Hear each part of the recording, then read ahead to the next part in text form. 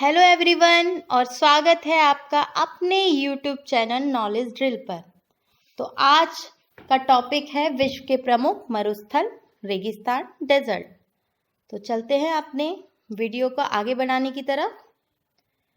तो अब बात आती है कि मरुस्थल आखिरकार होते क्या हैं। कोई भी हम प्राय रेगिस्तानी इलाके यानी कि रेत भरे इलाकों को या गर्म स्थान को मरुस्थलों के नाम से जानते हैं, लेकिन ऐसा नहीं है।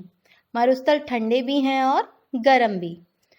तो ये एक ऐसे क्षेत्र हैं जहाँ पर बहुत ही कम वर्षा होती है। तो ऐसा क्षेत्र जहाँ औसत वार्षिक वर्षा अर्थात प्रेसिपिटेशन 25 सेंटीमीटर से कम होता है, वो स्थान मरुस्थल की श्रेणी में आता है।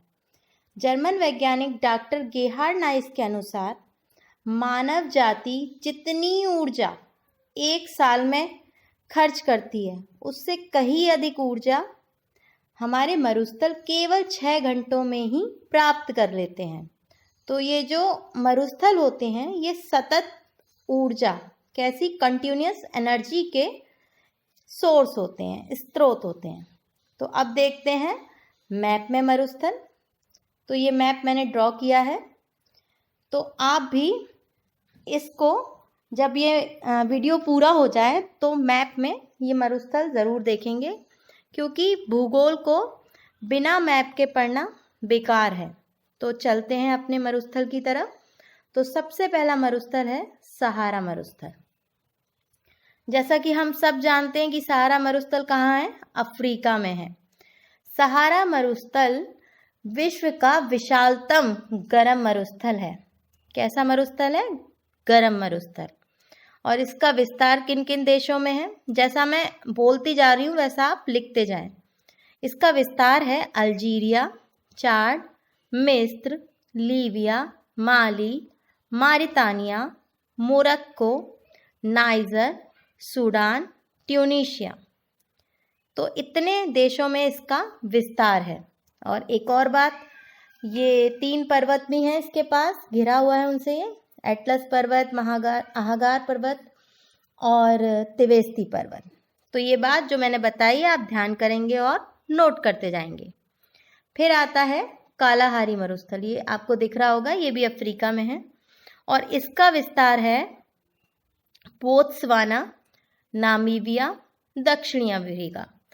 ये लगभग 9 लाख वर्ग किलोमीटर के क्षेत्र में फैला हुआ है।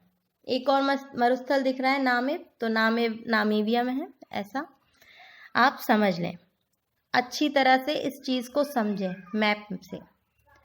तो अब बढ़ते हैं इधर, ये जो भारत का क्षेत्र है।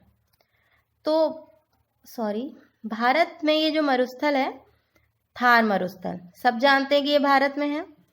भारत के अलावा ये पाकिस्तान में भी है। इसके आगे जो मेन फैक्ट है इसको हम आगे पढ़ेंगे अभी। फिर आता है लद्दाख ठंडा मरुस्थल है और कहाँ है? भारत में है। फिर आता है तकला मकान। ये तकला मकान इधर लिखा हुआ है। तो तकला मकान मरुस्थल जो है वो मध्य एशिया के Xinjiang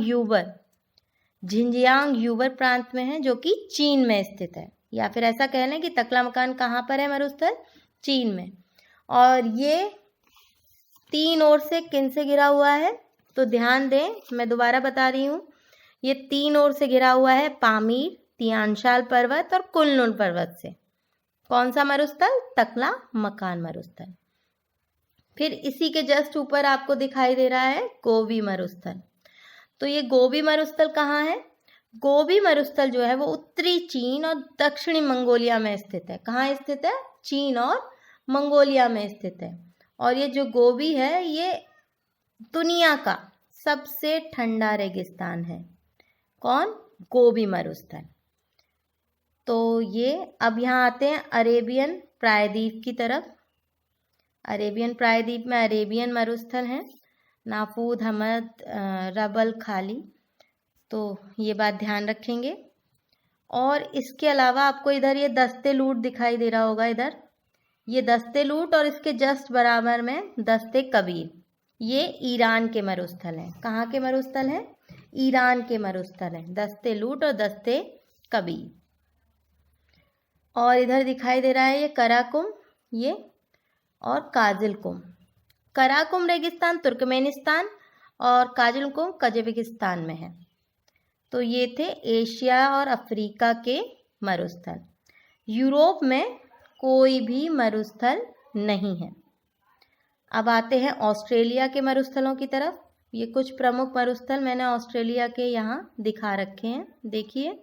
Gibson, great Victorian, great Sandy, 6 मरुस्थल हैं ऑस्ट्रेलिया के अंदर। और इसीलिए ऑस्ट्रेलिया को प्यासी भूमि वाला देश कहा जाता है। क्या कहा जाता है? प्यासी भूमि वाला देश कहा जाता है। अब आते हैं दक्षिणी अमेरिका की तरफ। ये है दक्षिणी अमेरिका। तो अटाकामा मरुस्थल ये दिखाई दे रहा है, ये चिली देश में है। कहाँ है? चिली देश के उत्तर क्षेत्र में विस्तारित है और संसार का सबसे शुष्क मरुस्थल है, या फिर कह सकते हैं कि पृथ्वी का सबसे शुष्क क्षेत्र है अटाकामा। इसमें सोडियम नाइट्रेट, तांबा जैसे खनिज मिलते हैं अटाकामा मरुस्थल में। पेंटागोनिया मरुस्थल दिखाई दे रहा है ये आपको इधर। तो पेंटागोनिया मरुस्थल अर्जेंटीना में है। अब ये आता है सोनोरन महावे। सोनोरन महावे जो है ये यूएसए और मैक्सिको में है। और इसके अलावा 2 और मरुस्थल दिखाई दे रहे हैं, ग्रेट माल्ट और ग्रेट बेसिन। तो ये थे उत्तरी अमेरिका महाद्वीप के मरुस्थल, दक्षिणी अमेरिका महाद्वीप के मरुस्थल। तो ये विश्व के प्रमुख मरुस्थल मैंने आपको मैप द्वारा समझाए। तो बढ़ते हैं कुछ फैक्ट की तरफ। तो ये मैंने अभी बताया कि यूरोप में एक भी रेगिस्तान नहीं है। संसार का सर्वाधिक जनसंख्या वाला मरुस्थल कौन सा है? थार। थार पर सबसे ज़्यादा जनघनत्व मिलता है। और दक्षिण एशिया का ये सबसे बड़ा मरुस्थल है। अगर कोई पूछता है आपसे कि दक्षिण एशिया का सबसे बड़ा मरुस्थल क्या है, कौन सा है, तो वो है थार। और पश्चिमी भारत और दक्षिण पूर्वी पाकिस्तान में फैला हुआ है। गोबी मरुस्थल चीन तथा मंगोलिया में फैला हुआ है और ये मरुस्थल अल्टाई पर्वत से घिरा हुआ है। तकलामकान मरुस्थल चीन के झिंजियांग यूवर क्षेत्र में है। झिंजियांग है ये गांव रहेगा यहाँ, यूवर में विस्तारित है। ये आपको इतना समझ में आ गया होगा। अब आती है शीतोष्ण मरुस्थल की बात। तो शीतोष्ण मरुस्थल जो होते हैं वो 30 से 60 डिग्री अक्षांश के मध्य पाए जाते हैं। देखिए ये है हमारी पृथ्वी और ये है इस पर भूमध्य रेखा 0 डिग्री अक्षांशीय रेखा जो है। तो जहाँ पर बहुत गर्मी होती है तो वहाँ पर वर्षा अधिक होती है, और जहाँ वर्षा अधिक होगी वहाँ वन ज़्यादा मिलते हैं पर मरुस्थल नहीं मिलते। तो 0 डिग्री पर कोई भी मरुस्थल नहीं है। और ठंडे मरुस्थल कहाँ मिलते हैं? 30 से 60 डिग्री अक्षांश के मध्य। इसके एग्जाम्पल हैं ये अभी बताया था, पेंटागोनियन और गोबी और लद्दाख मरुस्थल ठंडे मरुस्थल के अंतर्गत है। बढ़ते हैं आगे की तरफ। अब विश्व में उष्ण कटिबंधीय मरुस्थल महाद्वीपों के पश्चिमी सीमांतों में व्यापारिक पवन पट्टी में पाए जाते हैं। इसको आप ऐसे समझ सकते हैं कि अभी आपको मैप में मैंने दिखाए मरुस्थल, तो आप देखेंगे कि अधिकतर मरुस्थल महाद्वीपों के पश्चिमी साइड है। ये दिशा होती है उत्तर, दक्षिण, पूरब, पश्चिम। तो आप देखोगे कि अधिकतर मरुस्थल पश्चिमी भागों में ही है महाद्वीपों के। तो ऐसा क्यों है? ऐसा इसलिए है कि पश्चिमी तटों पर ठंडी जलधाराएं बहती हैं। कैसी? ठंडी जलधाराएं बहती हैं, जिसके कारण से वाष्पीकरण ही नहीं होता, अर्थात पानी भाप बनकर नहीं उड़ता है, और वर्षा नहीं होती। और वर्षा नहीं होगी तो वहाँ की भूमि कैसी होगी? मरु, यानी कि वहाँ पर मरुस्थल ज़्यादा होंगे। तो यही कारण है कि उष्णकटिबंधीय मरुस्थल महाद्वीपों के पश्चिमी भागों पर आपको देखने को मिलेंगे। और इसके बारे में हम जब समझाया जाएगा ये पश्चिमी तट और ये सब के बारे में, वायु दाब पेटियों के बारे में, तो आपको ये बात और क्लियर हो जाएगी। अब आता है ऑस्ट्रेलिया को प्यासी भूमि वाला देश कहा जाता है। मैंने आपको पीछे बताया था क्योंकि इसमें सभी महाद्वीपों से अधिक मरुस्थल विद्यमान है। तो इन मरुस्थलों के नाम हैं great Victoria, great Sandy, Simpson, Tanami, Stuart stony और गिब्सन।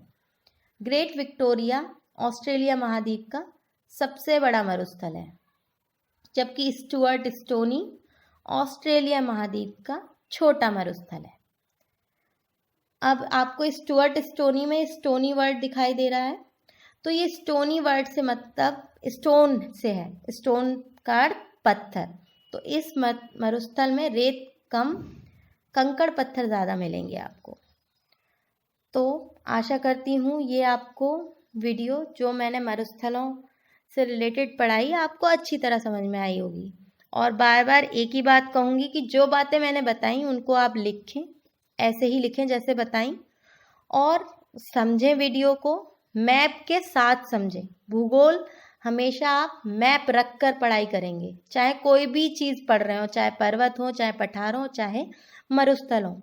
एक बार मैप में देखें, फिर मैप को या फिर ड्रॉ कर लें या कोई खाली मैप ले लें, आते भी हैं, फिर उसमें लगा लगा के देखें कि इधर गोबी मरुस्थल है, इधर थार मरुस्थल है, इधर सहारा है। तो ये जो चीज़ें हैं आपकी मेमोरी में बैठ जाएंगी। तो वीडियो देखने के लिए धन्यवाद। वीडियो को लाइक, शेयर और सब्सक्राइब ज़रूर करें। और नॉलेज ड्रिल चैनल पर आपने ये जो वीडियो देखी, इसको ज़्यादा से ज़्यादा शेयर करने की कोशिश करें। धन्यवाद।